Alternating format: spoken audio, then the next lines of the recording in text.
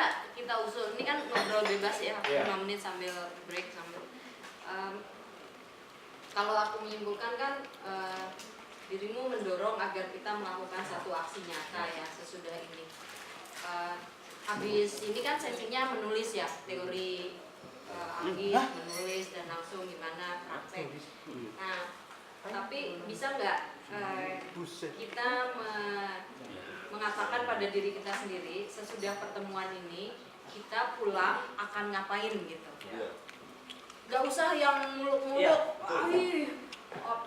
nggak usah. Pulang bilang aja saya mau beli pot bunga, isi tanah, nanam cabai misalnya. Atau saya akan bicara dengan tetangga rumah saya, petani terdekat yang dekat dengan rumah saya. Misalnya kayak gitu, jadi real. Tadi kan aku tanya sama mbaknya, mbaknya bilang kan ada apa strategi apa. Pertanyaan saya juga kan, yang mau meraktekin siapa? Karena kita sangat ahli untuk mengkaji-kaji, tapi kita sangat kurang berpraktek-praktek.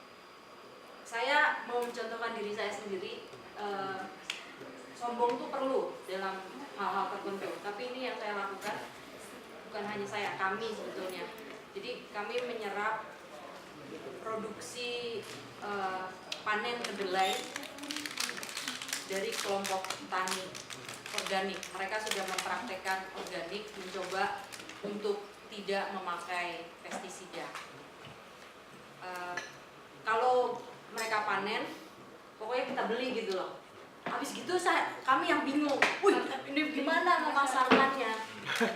Kalau akhirnya nanya kan ke tukang-tukang tempe, jawabannya adalah nggak mau, karena mereka di stok, tempe mereka tuh di stok dari kedelai mereka di stok dari yang impor, pemasok dari koperasi dengan harga 8.000. Bagus sekali. Kita nih udah berhitung, menekan untung tipis lah ya, itu di atas 10.000. Kalau 11.000 aja harga di petani itu bagus lah gitu ya. Itu kita nggak bisa berkompetisi loh. Masuk ke pabrik-pabrik tempe, jadi teman-teman menikmati tempe, tahu gitu. Itu adalah impor loh. Bala-bala ya Mbak? Bala-bala. Kalau aku sekarang lagi nyoba boykot tidak makan tempe bentuk kotakan itu, plastik. Karena plastik kedelainya impor. Yang aku coba cari itu ya kalau ke kampung yang di Daun jati, yang di daun. Dan aku harus pastikan kalau di situ memang petaninya ada yang bertani kedelai. Aku baru berani. Kalau yang ini saya coba, saya goreng sendiri. Repot, beneran repot. Teh goreng teh, belum nyari Google gimana caranya gitu. Saya jual juga 5.000 sebungkus. Nggak banyak yang ya ada 1-2, tapi ya mulai lah. Tapi poinnya buat saya bukan masalah dapat untung, tapi dengan barang yang ada saya mengajak orang, hey ada yang salah loh dengan kedelai kita. Emang lu untung capek bang? Semuanya juga capek. Tapi saya ini ada bagian yang saya praktek. Dan praktek saya baru bisa segini karena saya harus ngurus anak dan sebagainya. Tiap orang pasti punya kesibukan. Tapi poinnya, kalau saya balik lagi ke ajakannya Kak Reza adalah, ayo kita pulang dari sini melakukan satu hal yang real, yang nyata, apapun itu, sekecil apapun itu. Coba kita mikir-mikir.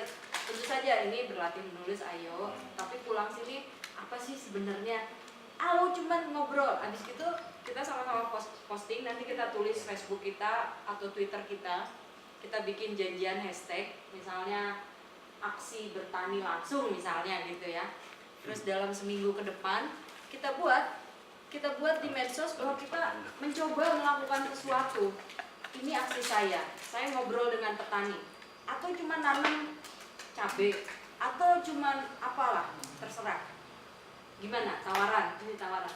Ya, kalau saya setuju, karena ya pengalaman empiris saya ternyata dengan begitu ya saya jadi mau peduli dengan begini-begini. Ya.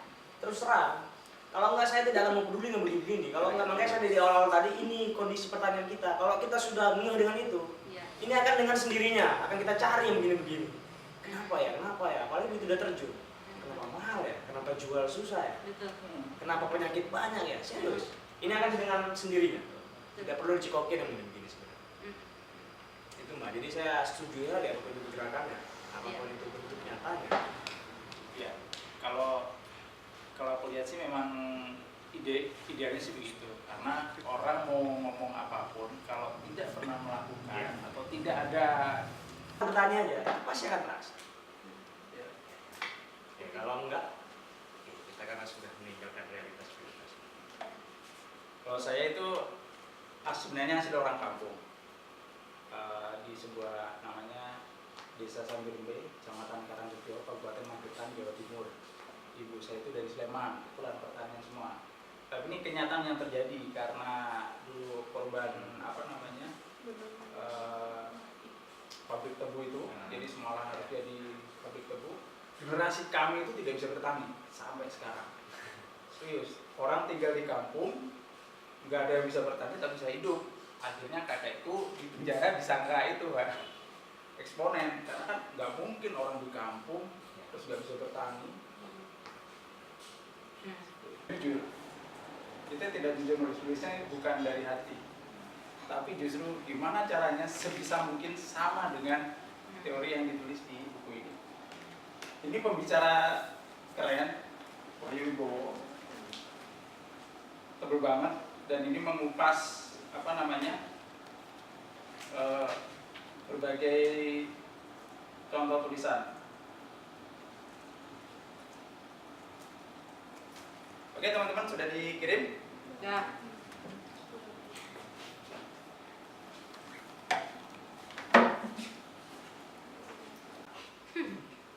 Terus apa masalah saya ini gitu kan? Ternyata masalahnya saya pernah menuding dosen itu dengan jari. Yang bagi saya itu normal karena kan emosi gitu ketika itu kan, dan saya sudah minta maaf, tapi ternyata itu berdampak panjang gitu loh. Kemudian akhirnya dengan teman-teman saya tidak dipercaya, kok kamu bisa lulus 5 tahun, yang lain aja 8 tahun gitu kan. Itu tadi saya melakukan yang tidak baik, misalkan dosen saya ganti dengan tukang fotokopi karena saya tidak pernah masuk kuliah. Saya cukup akrabi dengan tukang fotokopi, saya tuliskan dosen saya ini. Pas ujian saya tinggal baca. Kemudian ketika mau lulus, ini bukan contoh yang baik ya. Ketika mau lulus, saya itu berteman baik dengan orang pengajaran kampus. Saya lagi nongkrong rokok, atau ditanya, kamu mau wisuda kapan? Ditanya gitu kan enak banget. Wisuda yang periode besok deh gitu. Terjadilah tiba-tiba skripsi saya sudah di depan pembimbing gitu. Nah, tapi di situ ketika kita lulus, kita bikin oleh-oleh, yaitu catatan-catatan sejarah. Jadi yang dilakukan Bapak itu ini. Jadi tukar guling tanah kampus, kemudian ada praktek, misalkan ketika mahasiswa itu bikin kegiatan, kita ajuin dana ke kampus, ternyata dipotong. Nah itu kita tampilin. Masalah data itu akan dianggap positif atau negatif, kita udah serahkan. Nah, kemudian itu direspon baik ya, alhamdulillah. Kalaupun nggak direspon baik ya, setidaknya kita sudah punya catatan sejarah. Itu manfaatnya. Belajar ini, SMA belajar ini. Penting bagi saya untuk mengulang, ya. Penting untuk bagi saya mengulang supaya itu tadi kita tidak terjebak framework tadi, Pak.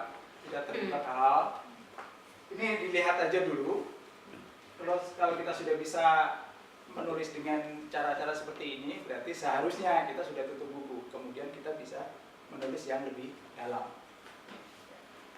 Narasi umumnya mengisahkan peristiwa atau objek perbagian. Ciri dari narasi adalah detailnya itu runtut. Ini ada contohnya. Jadi dia runtut dari awalnya, jadi kayak menggambarkan sebuah ruangan gitu ya. Dia detail, runtut.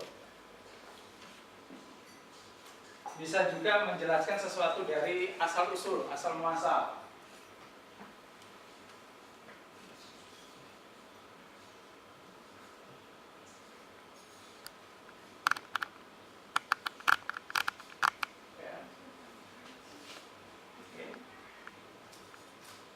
Nah, selain narasi yang umum dipakai, deskripsi, melukis dalam benak pembaca. Ya, ini contoh berikutnya. Eksposisi, memperlihatkan, memisahkan kenapa sesuatu terjadi. Jadi ada sebab akibat.